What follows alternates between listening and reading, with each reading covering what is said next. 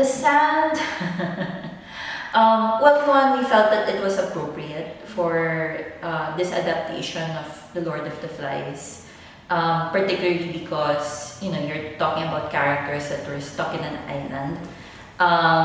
And so, Lawan and I, the scenographer, were thinking, yeah, that's kind of cool material to come in as the backdrop of the scenography, which is sand, no? But also because we've always wanted to work with sand for the longest time, because we were very much inspired by Pina Bosch and her work with, you know, with certain tactile material. She had a dance piece that worked with mud. I think working with sand, it gave a lot of possibilities in terms of like its qualities as a material. How it changes form depending on how you combine it with other elements. At first, you consider sand, or at least like the space that you created, the sandbox, as something that encourages play. So depending on how you imagine things and work your way through the material, so it opens possibilities of how you can change the form. So for example, when you mix sand with water, when you use sand in its like powder form, when you combine air, for example, how sand can change the landscape, how it can create topographies, how it can create solid objects, how you can use it to build. As part of our agreement din ng director at ng scenographer, ng lahat ng team, we've treated the sand as part of the performance. So mahalagang para din siyang co-actor ko. Since ako lang naman talaga actor dito sa palabas na to, kailangan maging komportable ako sa kanya. And it helped me a lot because it changes, nakaka-change din siya ng mood during performance. Nakakainis siya sometimes, nakakatuwa siya sometimes. So it gives you different emotions during the performance. So malaking tulong siya. Malaking tulong ang sand sa performance na to.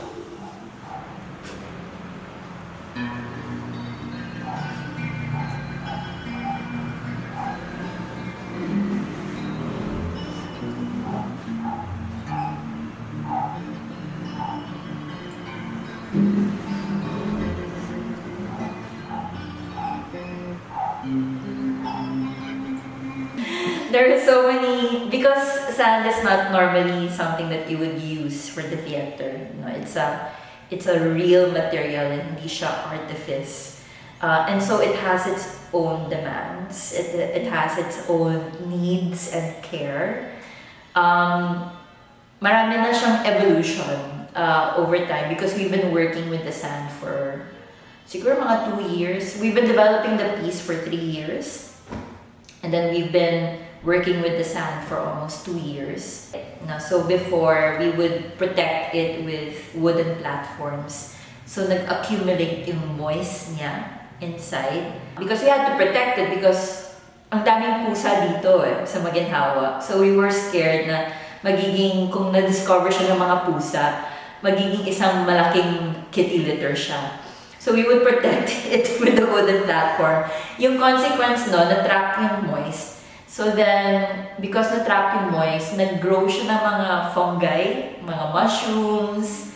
Tulad na may lizard, merong frog, di ba? Merong kung ano-anong kasama sa sand. So, medyo sabi nga ni Blonsky, kadiri daw yung term. So, talagang dapat kami mag-stop that time, and then we had to clean the sand, and then pag naayos na yung scenographer namin, tsaka pala nang bumalik.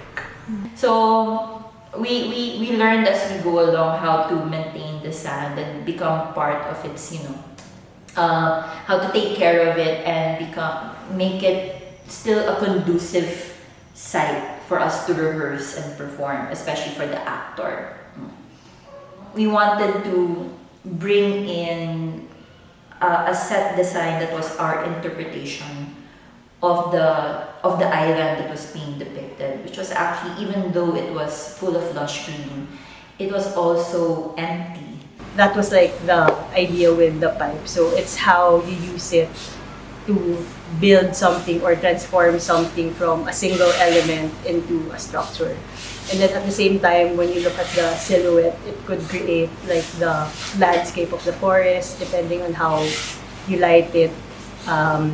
Depending on the length or the shape of the pipe and the connectors, you can play around by combining it, like using it as like a telescope, turning it into like eyes, turning it into like structures like the houses. The pipes, the blue pipes, originally actually we were working with bamboo sticks, no?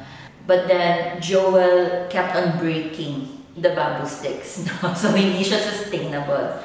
So, naisip namin ni Lawen, it's like, why not PVC pipes? Na? Kasi mas durable siya. And we were supposed to paint the PVC pipes, pero sabi namin, no, actually, parang okay yung blue eh. So, somehow parang fitting yung blue. So, we stuck with it.